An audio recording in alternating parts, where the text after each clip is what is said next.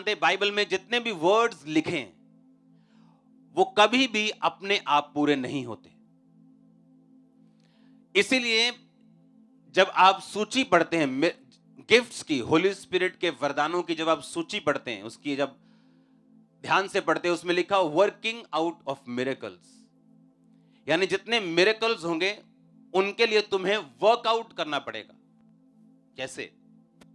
अगर एलीशा ने उस विधवा को बोला कि जब उसने कहा कि मेरे घर में कुछ नहीं है और मेरा पति कर्जे में था, अब वो मर गया, आप मेरे बच्चों को लेने के लिए आए, उन्हें सर्वेंट बनाने के लिए, नौकर बनाने के लिए, तो उसने कहा था तेरे पास क्या है? उसने कहा था थोड़ा सा तेल। उसने कहा जाके सारे अपने पड़ोसियों के खाली बर्तन मांग ला और बर्तन थोड़े मत लाना, और जब वो बर्तन तेरे पास आ जाएं उस थोड़े तेल को उंडेलना और वो सारा बर्तन भर जाएंगे और उसको बेच के तू अपना कर्जा उतारना।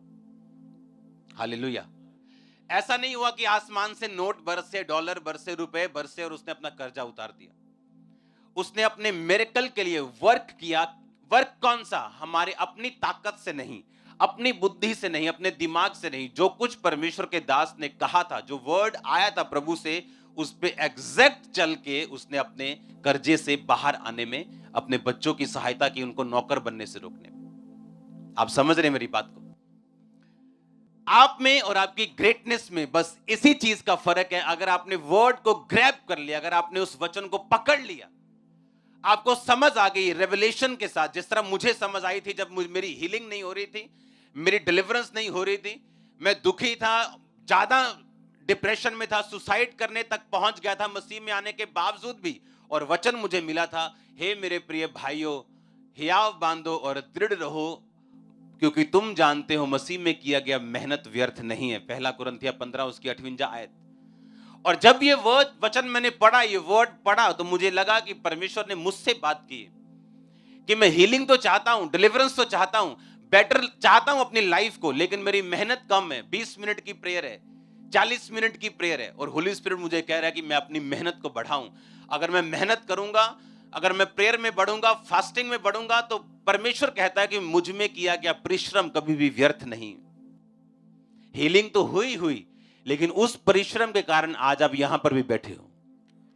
हां, तो इसका मतलब परमेश्वर के पास हमारे लिए बड़ी योजना है, और उस योजना को हम इनकार कर सकते हैं, उस योजना को पकड़ने में नाकामयाब हो सकते हैं, अगर हम इमीडिएट सिचुएशन देखेंगे कि हमारी आंखों के सामने अब क्या चल रहा है, कौन सा दुख है, कौन सी प्रॉब्लम है, और उसी के हिसाब से अपनी लाइफ को हम अरेंज करना अगर शुरू कर देंगे, तो हम कभी भी परमेश्वर के परफेक्ट प्लानिंग को, उसकी महान योजना को जो आपके लिए है, उसकी आप कभी भी उसको पकड़ नहीं पाओगे। एलीशा ने कहा एलिया से कि जब तू उठा लिया जाएगा, जो आत्मा है तुम में उसका दुगना भाग मुझे क्या हो, मिल जाए। अब हमें यह समझने की जरूरत है वो कौन सा दुगना भाग था। क्या वो दुगना मसा था एलिया का? वो दुगना मसा कैसे दे सकता है? अगर मेरे पास 4-5 वरदान हैं, मैं अपने सन को 9 वरदान का इंपार्टेशन कैसे कर सकता हूं? व्यवस्था में उन्होंने लिखा है, वह यह जानकर कि अप्रिया का बेटा मेरे पौरुष का पहला फल है और जेठे का अधिकार उसी का है, उसको सारी संपत्ति में से 2 भाग देकर जेठांसी माने।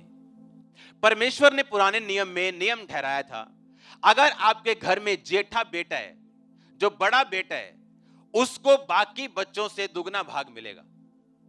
यानी अगर आपके 4 बेटे हैं और 100 रुपए आपके पास है, 25-25 सबके हिस्से आते हैं, आते कि नहीं? कहता तुम 25-25 मत करना, तुम उस 100 रुपए के 5 हिस्से करना, यानी 20-20-20-20-20। पहले वाले को 40 दे देना और बाकी 3 को 20-20 देना। ये हुक्म था परमेश्वर का कि जो जेठा बेटा हो वो बाकियों से दुगना भाग पाए। अब अगर आप ध्यान से पढ़ें, एलीशा जो था उसके पास 50 चेले आए, एलिया के और भी चेले थे, उसका प्रोफेटिक स्कूल था उसका, जहां उसके वो साथ रहते थे, उसकी चीजों को पूरा करते थे, काम को पूरा करते थे। उन सबको मालूम था कि एलिया आज जीवित स्वर्ग पे चढ़ाए जाने वाला है, क्योंकि उस प्रोफेटिक अनॉइंटिंग के कारण जो एलिया के ऊपर थी, सब में वो मसा काम करता था। और सब एलीशा के पास आके बोलते हैं, ए तुझे पता है आज तेरा गुरु स्वर्ग पे जाने वाला है? कहते चुप करो, मुझे मालूम है। इसमें मैं कहना क्या चाहता हूं, एलीशा ने क्लेम किया कि मैं तुम्हारा बड़ा बेटा हूं। बड़ा बेटा वो था नहीं, कोई और चेला भी पुराना हो सकता था उसके ग्रुप में, जो उससे 20 साल से जुड़ा हो, और एलिया भी 4 साल से जुड़ा हो, एलीशा भी 4 साल से जुड़ा हो, एलिया का 20 साल पुराना चेला हो, और एलीशा भी 4 साल से आया। पर एलीशा ने अपने कर्मों से, आप समझ रहे मेरी बात, कि एलिया के पास रहना पॉसिबल नहीं था, उसके पास रहना बड़ा मुश्किल था, चेले डरते थे उससे, और इसलिए वो उसके पास नहीं रहना चाहते थे। पर जो एलीशा था, उसके हाथों और पांव को वो धुलाता था, और लोगों में मशहूर था कि ये वाला एलीशा, ये वाला जो छोटा सा चेला है ना, ये हाथ पैर धुलाता है, जो छोटा काम करता है। लेकिन बाकी जो चेले थे उन सबको ये नॉलेज थी, प्रोफेटिकली नॉलेज थी, कि हमारे गुरु ने, हमारे फादर ने आज स्वर्ग पे चढ़ाए जाना है। लेकिन किसी के पास भी इतनी ताकत नहीं थी और इतना हियाव नहीं था कि वो एलिया को बोल सके कि मैं तेरा जेठा हूं, क्योंकि जेठा एक ही होता है। आप समझ रहे मेरी बात? और एलिया जो था वो रिजेक्ट करता था लोगों को। उसने कहा, एलीशा भाग जा यहां से, मैं बेतेल तक जा रहा हूं, मुझे तो तेरी जरूरत नहीं, चला जा। और एलीशा भी बोलता था, अच्छा हाँ साल हो गया मैंने हाथ पैर तो अंदर हूं, लोड़ नहीं है, चलो ठीक है, फिर अहीं भी बाकी आना मिल जाने भी तो बैठे ही है पे आ जाने। पर उसने कहा, यहोवा की शपथ, तेरी शपथ, मैं तेरे साथ हूं। एलिया ने फिर रिजेक्ट किया, अब यहोवा मुझे यरीहो तक भेजता है, भाग जा यहां से, नहीं। अब यहोवा मुझे यरदन तक भेजता है, नहीं, मैं तेरे साथ ही हूं। अच्छा बता तुझे क्या चाहिए? उसने कहा, अब मुझे दुगना भाग चाहिए, डबल पोर्शन चाहिए मुझे, मैं जेठा होने को क्लेम करता हूं। कितने मेरी बात को समझ रहे हैं? अगर आप यहां बैठे हैं और वचन के ऊपर आपने क्लेम नहीं किया, आपने फाइट नहीं की, आपने अपने आप को दिखाया नहीं, आप उन्हीं 50 चेलों की तरह खाली रह सकते हैं और कोई एलीशा अपनी गवाही देके चला जाएगा। आप समझ रहे मेरी बात? मैं हीलिंग चाहता हूं, मैं चाहता हूं मेरा बेटा नशा छोड़ दे, मैं चाहता हूं मेरा फाइनेंस बढ़ जाए। अच्छा फाइनेंस बढ़ जाए, कभी टाइट दिया? नहीं। स्पेशल बीजों को बोया? नहीं। हेल्प करते हो किसी की? नहीं। तुम उन्हीं 50 में से हो जिनको मालूम था एलिया जाने वाला है, पर कभी पीछा नहीं किया। तुम उन 50 में से हो। पर जो एलीशा था वो वचन पे क्लेम कर रहा था, उस पे प्राइस पे कर रहा था। प्राइस क्या था?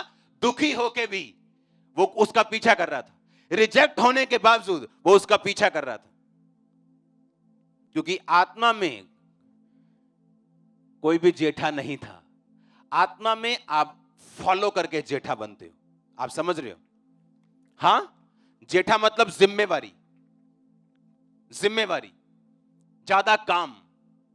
मोस्टली जो घरों के जेठे हैं उनकी कंप्लेंट होती, मेरे मम्मी डैडी छोटे से ज्यादा प्यार करते हैं। होती कि नहीं? वो क्यों?